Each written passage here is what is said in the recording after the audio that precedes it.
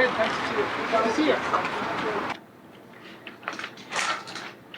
So pop those off. We'll start on the bottom and work our way up. I created a couple videos and I was like, forget it. I'm lazy enough on the Insta. Yeah. That I'm like, you're really good on Instagram. Like, well, with stories, yes. Yeah. With the actual postings, I'm like, no. And then they want reels now. yeah, real. So I tried my first reel, but it was for the boys hockey. Yeah. That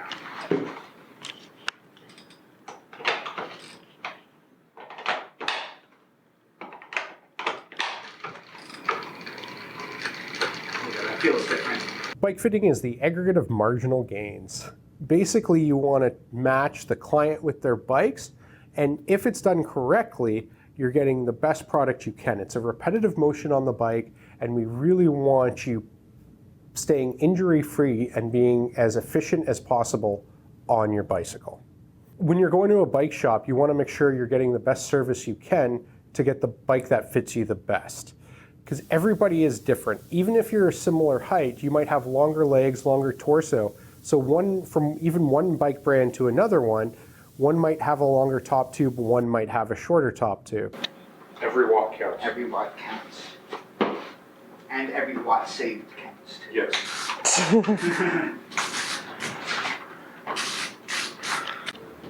So I'm just adjusting the cleats to make sure they're in the right position. That's one of the biggest things a lot of people in triathlon get wrong right off the bat, right? Cleat position. Cleat position. It's so critical. And you want it between your first and your fifth metatarsal heads. Yeah. Nice. Let's have a quick peek.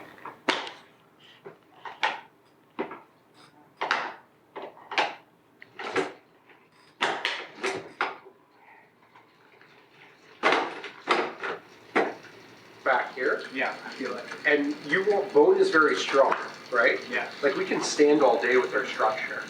When we're too far forward, that's using energy right now, which should be used on the legs. So like on the longer race, you're just burning calories. It's a very small thing, but as I said, we're going for that aggregate of marginal gain. So just a little bit there. We're going to move this all back, and then we're probably going to bring that up slightly. So Yeah, I feel like here. exactly. So the main things we take into consideration when we're doing a bike fit, if it's a pre-bike fit, we're really trying to look at the geometry of the frame with the body of the rider, the overall height, their torso length to their leg length. Where are you?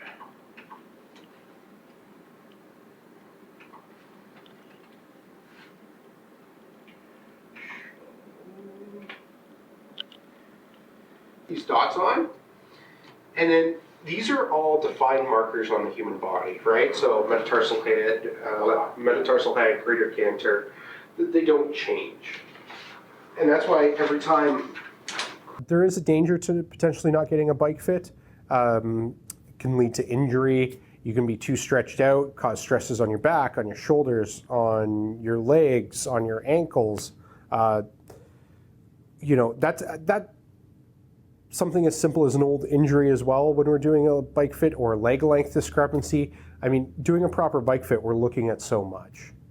And that's where we get in real time, and then we also save a snippet, right? So we get the average of data. I've got it set across the board for 30 seconds. And that's why I also changed the tension on the trainers. It's always nice to really build up your season for your A race. And then that way, if after Muskoka, you're like, in race conditions, you're like, GP, I'm feeling it in my back, or my hammies were really loaded, we can quickly get you in, and then we still have a few month period to make the appropriate adjustments for you, and then get you back out on the field. So you're 100% of the engine, and you're 70 to 80% of the aerodynamics. The biggest thing you can do is get a bike fit. If you're on the edge of whether to get a bike fit or not, a bike fit, hands down, for the money, is going to save you the most time. For my full tri-fit, I charge $350, and typically within those fits, we find a few kilometers an hour, a few watts, add to comfort. I mean, aftermarket things such as helmets and tri-suits, which will probably get you the most free speed, an aero helmet still on the lower end, still $300. And it still probably won't find you the comfort and speed potentially a bike fit will find you. If we're targeting it on Florida, just kind of, Barrowman's pretty flat as well. Muskoka's got some of the hills, but I know if you're trying to take, I don't know if are you going to be doing race pace, or are you going to try to be racing? I'm going to be racing. You're going to be racing? Yeah. So the main things we take into consideration when we're doing a bike fit, if it's a pre-bike fit, we're really trying to look at the geometry of the frame with the body of the rider, the overall height, their torso length to their leg length. If it's a pre-existing frame, we're really focusing in on the points that touch the body, the saddle, the pedals, the pads, or the handlebars. I can tell you almost every rider out there probably is on the wrong size handlebars. The companies lately have been going to wider bars, which allow for more stability. But the problem is then you end up doing curve with the arm, and you want to see that nice ergonomics of coming in, and then you don't get the discomfort through the back of the shoulder blades and that. The majority of my training has been indoors, so I have zero bike handling skills.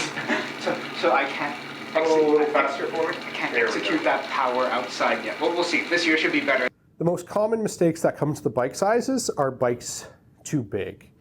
There's occasionally with triathlon where there's this old school word of thought, like if you ride a medium road bike, you get a small triathlon bike.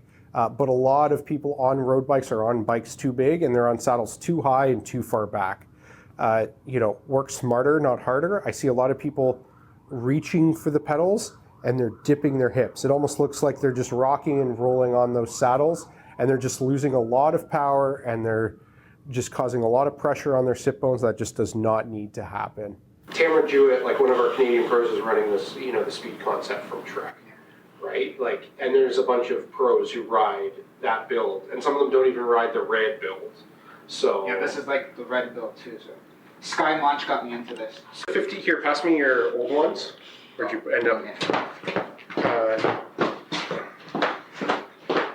So the 51 speed chops are absolutely phenomenal. Not only do they have a longer base than the stock ones, right? So we're looking at approximately a quarter longer, but they also have these amazingly high sidewalls. Now, something like this, and with this material, if it's kind of a wet day and you're sweating, your elbow can come right out of the pad. On this, you are just nicely resting right up against the pad. And you're just distributing, nothing says comfort like distribution of weight on a bike. Anything that touches your body, you should look at getting the best products you can for you. And that is just like, look at the adjustability there. And then on the back, how many different holes? The Trek stock one only has 2 positions we can adjust. I mean, how many different combos alone can we make off that? Yeah. There you go. Explain why would one, because they have different side parts, even 51, they have like a lower one, and why would one want like a higher side for the elbow? A higher side lock? Yeah. Oh yeah, I already explained, keep you locked in, like if it's a wet day, yeah. And and it's kind of slick. Short of getting custom ones, which you can, at thousands of dollars, these are definitely what I would call the best in the market. So we're going to bring it back approximately probably there. It just looks so good on the bike too. They look awesome too. Okay. You put some cool stickers on the side too. Yeah. So getting the wrong size bike, it depends on how wrong it is. I mean, if there's things that you can't, so you can shorten the stem to make the bike shorter. The problem is if you move that stem too far back, then the bike handling becomes very twitchy, very, not ideal. You can move the seat forward to drive more power from the glutes, but those rails only go so far. Now, there is other products out there like forward-facing seat posts that will help, the shorter stems, more narrow bars. A lot of times we end up taking, if the client should have been on a small bike, you take the medium bike, and then all of a sudden you notice you've just shrunk it down, and when you run the measurements, you're like, oh, you should have just bought the small. Then we wouldn't have needed to change anything. That's the most common occurrence. Or once again, sometimes if it's too small, you get the longer stem on there, and then you need to find some special washers or something to kind of raise it up. It becomes a lot more challenging. Same thing with, if the cranks are too big, you can order smaller cranks, help with the hip angles, all that fun sort of stuff. So it's not necessarily the end of the world. It's just usually ends up being a lot more time, money, and effort to get it correct. And it's usually never 100% correct. It just looks really cool, so Yeah. that's probably why I got it. Yeah, the fairing looks cool. Yeah, the fairing looks cool. Look at it. I know. It's like a Darth Vader kind of thing. Yeah. Well, it's like the carbon wheels. They only get you, what is it? Approximately 43 seconds every hour if you're going above 36, 37 kph. Triathletes are insane. A lot of other sports, if you're an amateur, you're not training at this high level for this long and this hard, and you need a team around you, right? Yes. To do it and consistently do it, you need a PT, you need you typically need a coach, you need a fitter. There's a bunch of things you need to keep performing at a higher level as a triathlete. Like what you were saying, like a lot of people need a coach for accountability, but I think in my case it could go the opposite way too, where I feel like I just have a lot of discipline already. What I needed was someone to kind of hold me back and prescribe the correct doses and right amount of doses and duration of intensity as well, so it can work both ways. Yes. So a lot of the time you see you think like a triathlete is just doing it on their own on the field, but it takes a village for someone to become like an Ironman or something like that. So 2 or 3 hour blocks, and sometimes with a follow-up.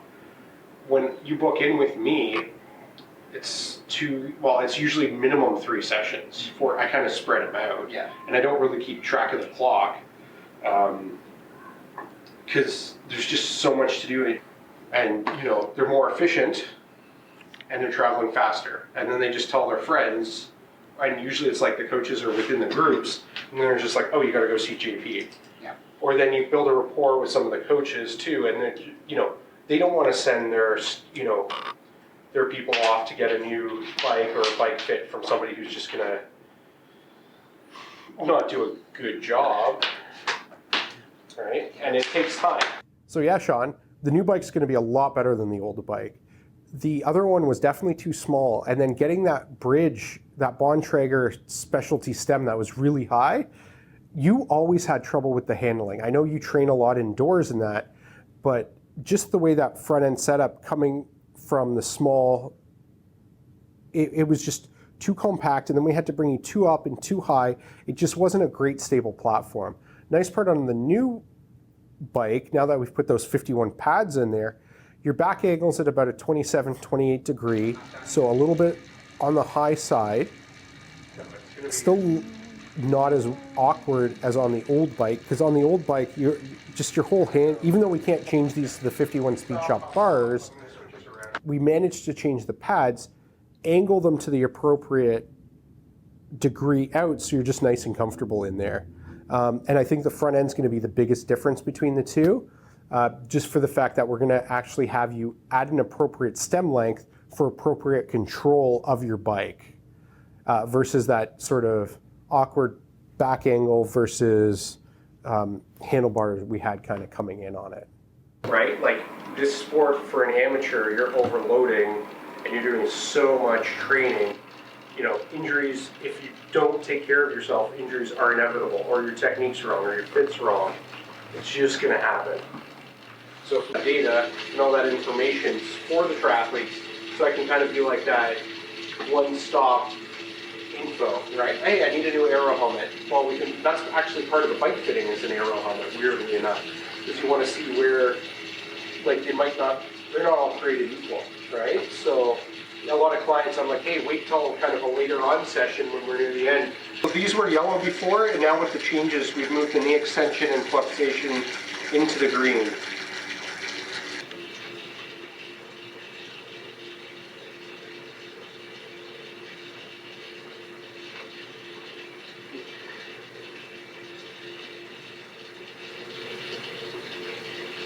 there, you can stop.